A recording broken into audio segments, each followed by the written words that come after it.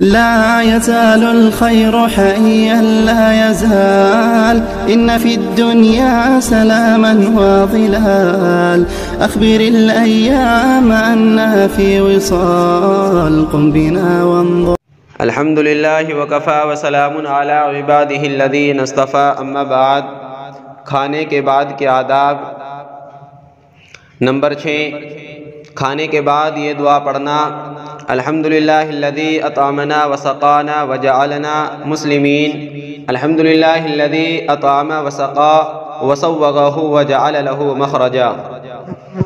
حضرت ابو سعید خدری رضی اللہ تعالیٰ عنہ فرماتے ہیں، آپ صلی اللہ علیہ وسلم کھانے سے فارغ ہونے پر یہ دعا پڑھا کرتے تھے: الحمدللہ الذی اطعمنا وسقانا وجعلنا مسلمین.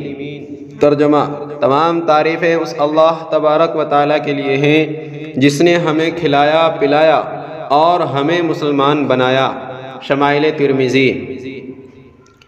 اور ایک روایت میں حضرت ابو ایوب انصاری رضی اللہ تعالیٰ عنہ فرماتے ہیں، اللہ کے نبی صلی اللہ علیہ وسلم کھانے یا پینے کے بعد یہ دعا پڑھتے تھے: الحمدللہ الذی اطعم وسقا وسوغہ وجعل له مخرجا. ترجمہ: تمام تعریفیں اس اللہ تبارک و تعالیٰ کے لیے ہیں جس نے کھلایا اور پلایا اور اسے بآسانی زیر حلق اتروایا اور اس کے نکلنے کا راستہ بنایا. ابو داؤد شریف کتاب الاطعمہ. حضور صلی اللہ علیہ وسلم کے سامنے دسترخوان پر بہت ساری چیزیں رکھی ہوئی تھی تو آپ صلی اللہ علیہ وسلم نے صحابہ سے فرمایا، جب سیر ہو جاؤ تو یہ دعا پڑھو: الحمدللہ الذی هو اشبعنا واروانا وانعم علینا وافضل. شعب الایمان. آپ صلی اللہ علیہ وسلم نے ارشاد فرمایا، جس کو اللہ سبحانہ و تعالیٰ کوئی کھانا کھلائے تو چاہیے کہ وہ کہے: اللہم بارک لنا فیہ واطعمنا خیرا منہ، ومن سقاہ اللہ لبنا فلیقل اللہم بارک لنا فیہ وزدنا من. ترجمہ: اے اللہ، ہمارے لیے اس میں برکت عطا فرما اور ہمیں اس سے بہتر کھلا. اور جس کو اللہ سبحانہ و تعالیٰ دودھ پلائے وہ کہے: اے اللہ، ہمارے لیے اس میں برکت عطا فرما اور ہمیں اور بھی دودھ پلا. مسند احمد.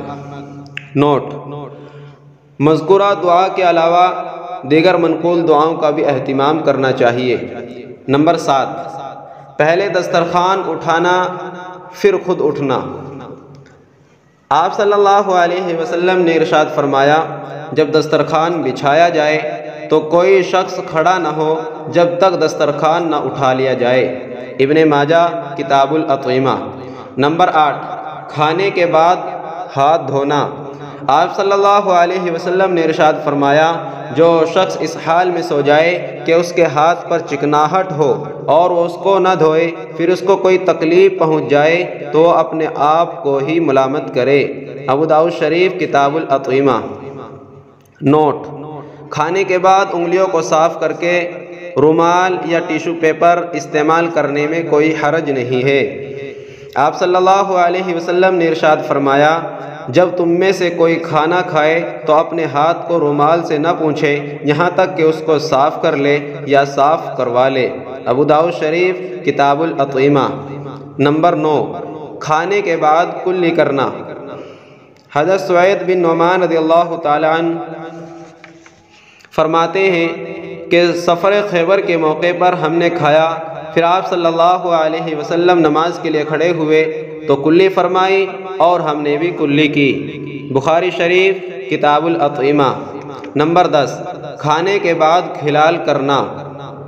آپ صلی اللہ علیہ وسلم نے ارشاد فرمایا، کھانے کے بعد کھلال کرو اور کلی کرو. کنز العمال.